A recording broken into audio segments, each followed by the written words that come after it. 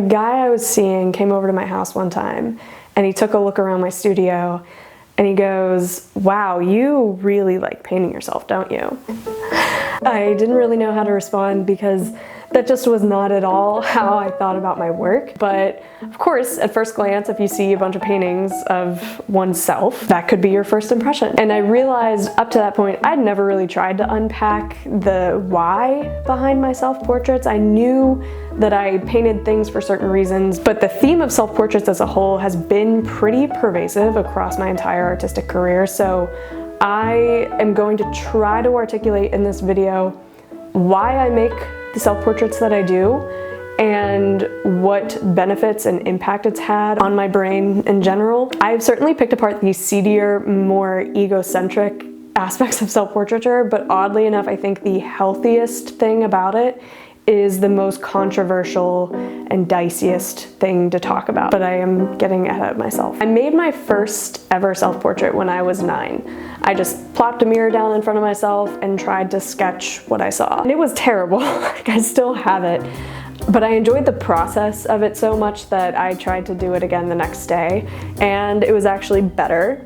It wasn't great, but it was better. And from that point on, I just kind of incorporated that exercise into my weekly drawing practice. I drew and painted all the time when I was a kid. And so it became pretty normal for me to isolate a feature here and there, try to render my left eye perfectly, try to render my mouth perfectly. And as the years have passed, I have painted and drawn myself hundreds of times. Maybe this whole video is pointless. Like the whole answer could just be, she's obsessed with herself, narcissist. And from what I've pieced apart in my own self-analysis, my ego is certainly a driver of some of these pieces of art. I really like the idea of making work that is unique. Who else is gonna paint my mug? Like no one else is gonna do that. No one else is going to make artwork of me, and therefore I've established a unique aspect of my work. Obviously, so many artists paint self-portraits. There are plenty of artists that are most known for their self-portraits. If you think about Frida Kahlo, your brain will probably go to an image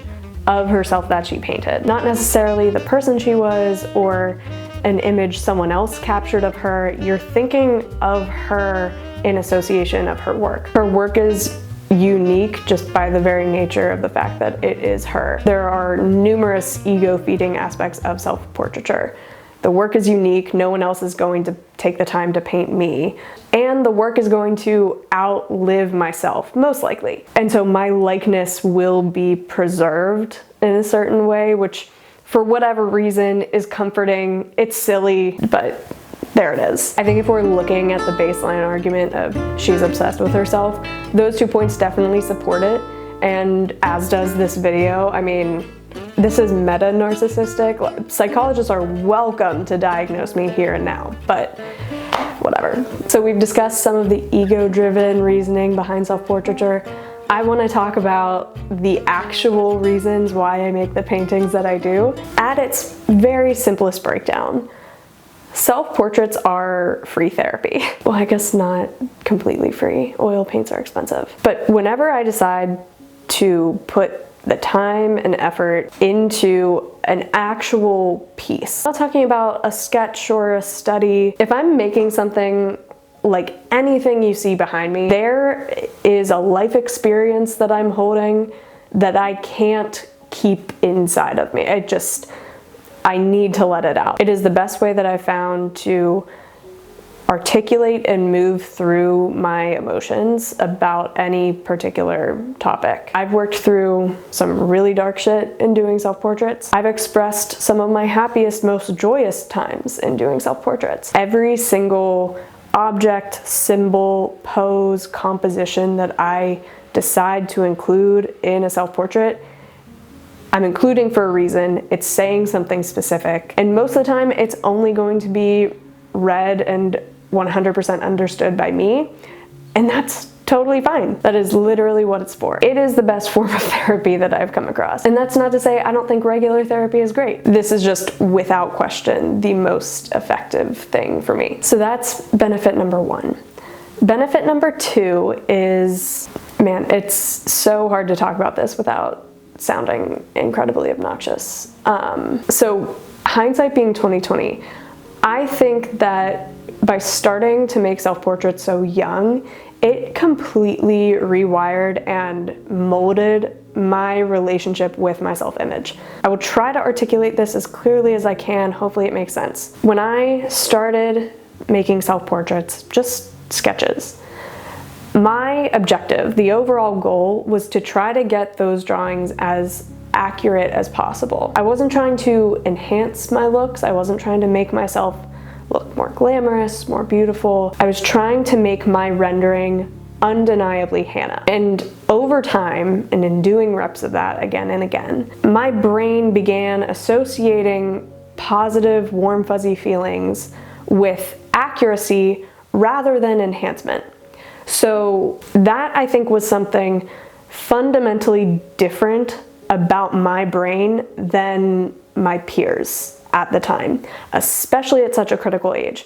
If we're talking middle school, early high school, people are becoming self-conscious, not insecure per se, but conscious of self and how they look. You start playing around with makeup for the first time. People comment on your appearance quite often. And I think that by me training my brain into having positive associations with my accurate self rather than an enhanced version of myself, it laid a baseline foundation for me now being profoundly content with how I look.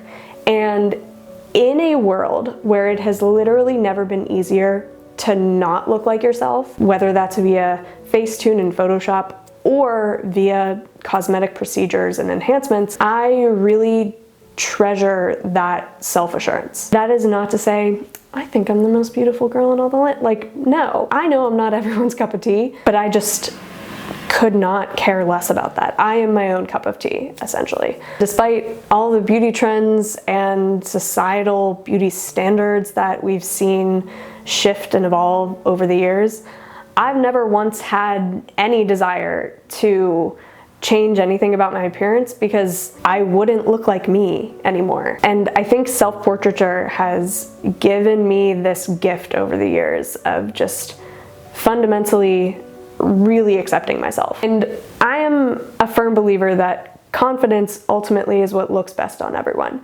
So whatever you want to do to feel the most confident in yourself, absolutely do that. That is 100% your prerogative. I guess ultimately the guy I was seeing was right. I do really like painting myself. I would argue that there are good reasons for it, but I could just be obsessed with myself. Feel free to send this video to any of your psychologist friends. Thank you for watching. I would love to hear your experience in painting self-portraits if you've done any, and if you haven't, why not? Let me know in the comments and I will see you in the next video.